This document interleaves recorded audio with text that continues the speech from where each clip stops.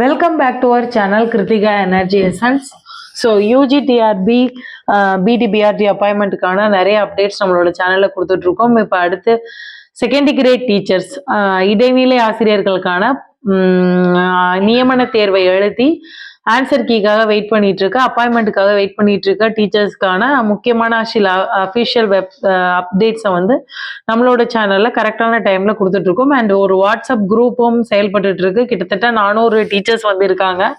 அவங்க வந்து அவங்களோட ஆன்சர் கீயா இருக்கட்டும், அவங்களோட கருத்துக்களா இருக்கட்டும், என்ன பண்ணலாம் அப்படிங்கிறதா இருக்கட்டும், இது எல்லாத்தையுமே அந்த வாட்ஸ்அப் குரூப் மூலமா ஆர்கனைஸ் பண்ணி செஞ்சுட்டு இருக்காங்க. ஸோ ப்ரூஃப், ஸ்டார் கொஸ்டின்ஸ், இதை பத்தின டிஸ்கஷன்லாம் ரொம்ப ஆக்டிவா போயிட்டு இருக்கு.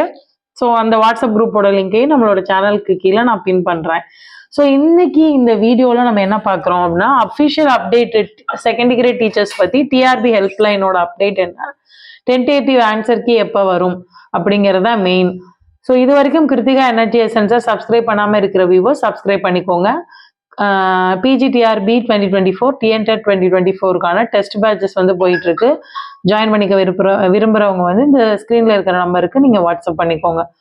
ஸோ இன்னைக்கு வீடியோ அப்படின்னு நீங்க பாத்தீங்க அப்படின்னா, ஸோ இடைநிலை ஆசிரியர் நியமன தேர்வு எழுதினவங்க டிஆர்பி ஹெல்ப்லைன்ல நம்மளோட வியூவர்ஸே ஒருத்தவங்க, சப்ஸ்கிரைபர் ஒருத்தவங்க வந்து நியமன தேர்வு பத்தி கேட்டிருக்கும் போது ப்ராசஸ்ல இருக்கு அப்படின்னு தான் சொல்லியிருக்காங்க. ஸோ நம்ம இந்த வீக்கு, அதாவது இந்த மந்த் எண்ட், இந்த வீக்கெண்டு நம்ம சொல்ல வேண்டியது அவசியம் இல்லை. ஏன்னா நமக்கு 1 month டைம் வந்து சாலிடா இருக்கும். 15 நாளையும் வெளியிடலாம். அதே நேரத்துல 1 month ஆகணும்னு இல்லை, அட்லீஸ்ட் 1 மாசம் வெயிட் பண்ணலாம். ஆனா டிஆர்பி கிட்ட கேட்கும்போது ப்ராசஸ்ல இருக்கு, கூடிய சீக்கிரம் வெளியிடுவோம். அப்டேட் நீங்க அதாவது வெப்சைட்டை வந்து அப்டேட்டடா இருங்க, பார்த்துட்டே இருங்க அப்படிங்கிற மாதிரிதான தகவல். ஸோ டென்டேட்டிவ் ஆன்சர் கீயை பத்தின விஷயங்கள் அதுதான். ஸோ டென்டேட்டிவ் ஆன்சர் கீ அப்படிங்கிறதுக்கு முன்னாடி நம்ம செய்ய வேண்டிய விஷயம் இருக்கு.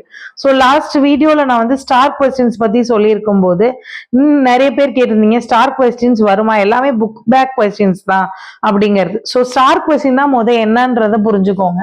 ஏன்னா இந்த ஸ்டார் கொஸ்டின்ஸ் அப்படிங்கிற ஒரு ஃப்ரேஸ் வெக்காபுலரியே உங்களுக்கு லாஸ்ட் யூஜிடிஆர்பில இருந்தா வந்திருக்கு. எதனால அப்படிங்கும்போது அப்ஜெக்ஷன் ட்ராக்கர் கொடுத்துருக்காங்க. டென்டேட்டிவ் ஆன்சர் கீ அப்படிங்கிறது தற்காலிக விடை குறிப்பு.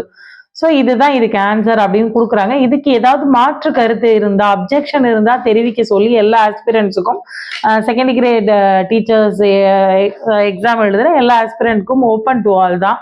நீங்க வந்து இதுக்கு அப்ஜெக்ட் பண்ணலாம். எந்த சப்ஜெக்ட் எக்ஸ்பர்ட்டும் தனிப்பட்ட கிடையாது. யார் வேணா எழுதுன கேண்டிடேட் அவங்களோட இது வந்து ரெஜிஸ்டர் நம்பர், சப்ஜெக்ட், இந்த மாதிரியான டீடைல்ஸை ஃபில் பண்ணி அப்ஜெக்ஷனோட ஆன்சரை ஃபில் பண்ணி அண்ட் அதுக்கான ஸ்டாண்டர்ட் புக்ஸோட ரெஃபரன்ஸோட பண்ணும்போது டென்டேட்டிவ் கீழ வந்து நிறைய சேஞ்சஸ் வந்திருக்கு ஃபைனல் கீழ. இது எதுல இருந்து நம்ம சொல்றோம் அப்படின்னா, யூஜிடிஆர்பியில நீங்க பாத்தீங்க அப்படின்னா நிறைய சேஞ்சஸ் வந்திருக்கு. ஸோ 2 விஷயம், இந்த கொஸ்டின் வந்து கொஸ்டின் தப்பு இல்லை, 4 ஆன்சருமே கரெக்டு, இந்த கொஸ்டின் அட்டன் பண்ணாலும் இல்லைனாலும் கிரேஸ் மார்க் கொடுங்க அப்படிங்கிறது ஒரு கேட்டகரி. ஸோ ஏபிசிடி எது போட்டிருந்தீங்கனாலும் உங்களுக்கு 1 மார்க் கிடைக்கும். அடுத்து மல்டிபிள் ஆன்சர்ஸ். ஸோ ஒரு கொஸ்டினுக்கு 2 ஆன்சர் இருக்கு. இப்போ ஃபார் எக்ஸாம்பிள் நமக்கே வந்து சொல்லியிருக்காங்க, சக்கரம் நேமி அப்படின்றது வந்து சங்குன்னு ஒரு இதுல, சக்கரம்னு ஒரு இதுல அப்படிங்கிற மாதிரி ஒரு தமிழை பொறுத்த வரைக்கும் ஓல்டு வெர்ஷன் புக்கும் கொடுக்குறாங்க, நியூ வெர்ஷன்ல புக்கும் கொடுத்துருக்காங்க. ஸோ இந்த மாதிரி, இது எக்ஸாம்பிளுக்கு தான் சொல்றேன் நான். இதை வந்து ரொம்ப ஆத்தென்டிக்கா சொல்ல. ஃபார் எக்ஸாம்பிள் ஓல்டு வெர்ஷன்ல ஒரு ஆன்சர் இருக்கு, நியூ வெர்ஷன்ல ஒரு ஆன்சர் இருக்கு, இல்ல வேற ஸ்டாண்டர்ட்ல வேற ஆன்சர்ஸ் இருக்கு அப்படிங்கும்போது கொடுத்துருக்கிற 2 ஆன்சருமே கரெக்டு அப்படின்னு வர்றதுக்கான வாய்ப்பு அதிகமா இருக்கு. ஏன்னா மல்டிபிள் ஆன்சருக்கு கொஸ்டின்ஸ் கொடுத்துருக்காங்க. அந்த மாதிரி கன்சாலிடேட் பண்ண ஒரு கொஸ்டின்ஸ் வந்து ஒவ்வொரு சப்ஜெக்ட்டுக்குமே 2 to 3 இருக்கு. அப்படி கன்சாலிடேட்டடா நீங்க பாத்தீங்க அப்படின்னா, ஒரு சப்ஜெக்ட்டுக்கு 2ன்னு எடுத்துக்கிட்டீங்கன்னா கூட 5 சப்ஜெக்ட்டுக்கு 10 கொஸ்டின் வருது. ஸோ எல்லா சப்ஜெக்ட்டுக்கும் இருக்கா மேடம் அப்படின்னு கேட்டீங்கன்னா, தமிழ், சயின்ஸு, மேக்ஸு, இங்கிலீஷ் எல்லாத்துக்குமே இருக்கு. சோசியல் சயின்ஸ்ல மட்டும் ஒரு கொஸ்டின் இருக்கிறதாக பார்த்துருக்கேன். ஸோ இந்த வாட்ஸ்அப் குரூப்ல நீங்க சேர்ந்துக்கிட்டீங்க அப்படின்னா கொடுத்துடலாம். ஸோ இந்த டென்டேட்டிவ் ஆன்சர் கீ வந்ததுக்கு அப்புறமா இந்த எந்தெந்த கொஸ்டின்ஸ் எல்லாம் அப்ஜெக்ஷன் இருக்கு உறுதியா அப்படிங்கிறதையும் நம்ம தெரிஞ்சுக்கலாம். அதுக்கு முன்னாடி நம்ம வந்து ஸ்டார் கொஸ்டின்ஸ்னா என்னன்னு தெரிஞ்சுக்கோங்க. ஏன்னா ஸ்டார் கொஸ்டின்ஸ்னா புக் பேக் கொஸ்டின் மட்டும்தான், இல்லை அவுட் ஆஃப் சிலபஸ் கொஸ்டின் மட்டும்தான். அப்படி இல்லை அப்படின்னா தவறான கொஸ்டின் மட்டும்தான், அப்படி கிடையாது. ஸோ ஒரு கொஸ்டினுக்கான அந்த அப்ஜெக்டிவிட்டின்னு சொல்லுவாங்க. ஒரு கொஸ்டினுக்கு ஒரு ஆன்சர் தான் இருக்கணும். அது மாறுபாடு அடையும் பொழுது அதுக்கான சரியான ப்ரூஃப் உங்ககிட்ட இருக்கு அப்படின்னா அதுக்கு நீங்க அப்ஜெக்ட் பண்ணலாம் அப்படிங்கிறது தான். 1 மார்க் கொஸ்டின் அப்படின்னு கேட்டீங்கன்னா அதுக்கு ஒரு ஆன்சர் இருக்கணும். ஸோ அதுக்கு மேற்பட்ட ஆன்சர் வந்து ஸ்டாண்டர்ட் புக்ல இருந்ததுன்னா அது ஸ்டார் கொஸ்டினா போன யூஜிடிஆர்பிலேருந்து நம்ம வந்து பேசிட்டு இருக்கோம். அதை வந்து நீங்க எஸ்ஜிடி எக்ஸாம் எழுதிட்டு வெயிட் பண்ணிட்டு இருக்கோங்க.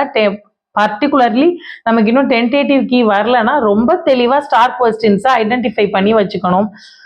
ரொம்ப முக்கியம். ஸோ வேகன்சி இன்க்ரீஸை பொறுத்த வரைக்கும் இன்னைக்கு கூட நம்மளோட சப்ஸ்கிரைபர்ஸ் வந்து நம்மளோட குரூப்ல ஜாயின் பண்ணியிருக்கவங்க வந்து நிறைய டிஸ்ட்ரிக்ட்ல அவங்களாம் வந்து கனெக்ட் ஆகி சிஓ அவங்கள வந்து மீட் பண்ணி வந்து கோரிக்கை மனு கொடுக்குறாங்க.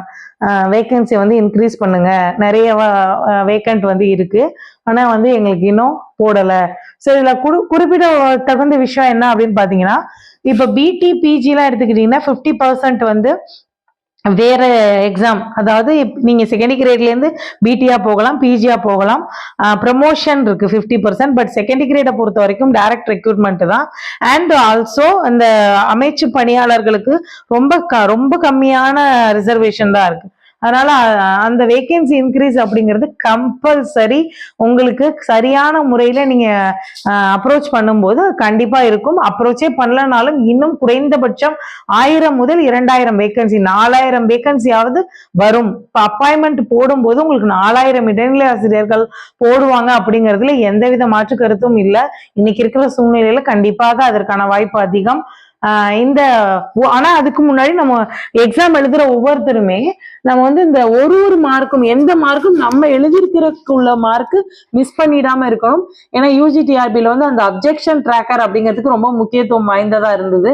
இப்போ நமக்கு ஃபைனல்க்கு வந்து ஆன்சர் வந்து 1 மார்க்ல போயிடுச்சு அப்படின் போது நம்ம போகும்போது நீங்க ஏன் அப்ஜெக்ட் பண்ணலன்ற கொஸ்டின் வருது. அதனால அந்த அப்ஜெக்ஷன் ட்ராக்கரை கரெக்டா பயன்படுத்தினவங்க எளிதா உள்ள போயிருக்காங்க. அதை நான் கவனத்துல வச்சுக்கோங்க. ஸோ வேகன்சி இன்க்ரீஸ் ஆகும் அப்படிங்கிறத நான் தெளிவாக சொல்லிட்டேன். அடுத்து permanent of temporary teachers. So இது நான் யூஜிடிஆர்பி டீச்சர்ஸ்க்கும் சொல்றது தான். பே கண்டினியூஷன் ஆர்டர், தொடர் நீட்டிப்பு ஆணை. ஒரு டீச்சர் இருக்காங்க, அவங்களோட பணியிடம் தற்காலிக பணியிடமா ஒரு ஸ்கீமுக்கு கீழே இருக்கு, அதை நிரந்தர பணியிடமா ஆக்குறது இல்ல அந்த பணியிடத்தை தொடர் நீட்டிப்பு வழங்குறது அப்படிங்கிறது வந்து நடைமுறையில இருக்கிற ஒரு விஷயம். அது தற்காலிக பணியிடத்தை நிரந்தர பணியிடங்களாக ஆக்குறாங்களே தவிர தற்காலிக ஆசிரியர்களை நிரந்தர ஆசிரியர்களா ஆக்கல. ஸோ நம்ம 2 எக்ஸாம் எழுதி தகுதி தேர்வும் பத்தாதுன்னு நியமன தேர்வு எழுதி வரும்போது எந்தவித ஒரு எக்ஸாமும் இல்லாம தற்காலிக ஆசிரியர்களை வந்து பணி நியமனம் செய்வாங்க அப்படிங்கறத நம்ம ஏற்றுக்கொள்ளவே முடியாது. அது நடக்கவும் நடக்காது. நிறைய பேர் நிறைய யூடியூப் சேனல்ல அதை பத்தின வீடியோ வந்து வந்திருந்தது. அதை பார்த்தோம்னா நிறைய பேர் நம்ம கிட்ட கேட்டிருந்தீங்க. ஸோ இது அதுவாவே புரிஞ்சுக்குவாங்க அப்படிங்கிற பாயிண்ட்ல தான் நான் அதை பத்தி சொல்லல. ஆனா இன்னொரு விஷயம் என்னன்னா, இன்னுமே அந்த தற்காலிக ஆசிரியர்கள் வந்து போட்டுறாங்க, அதனால நமக்கு வந்து பணி நியமனம் லேட் ஆகும், பர்பஸா டிலே பண்றாங்க, இந்த மாதிரியான நிறைய இஷ்யூஸ் வந்து டிஸ்கஸ் பண்றதுனால சொல்றேன். டெஃபினட்டா கிடையாது. ஸோ அதுக்கான ப்ராசஸ்னா என்ன process madam? Answer key ready பண்ணிட்டு தானே, கொஸ்டினோட ஆன்சர் கீ ரெடியா இருக்காதா அப்படிங்கிறது கரெக்டான கேள்வி.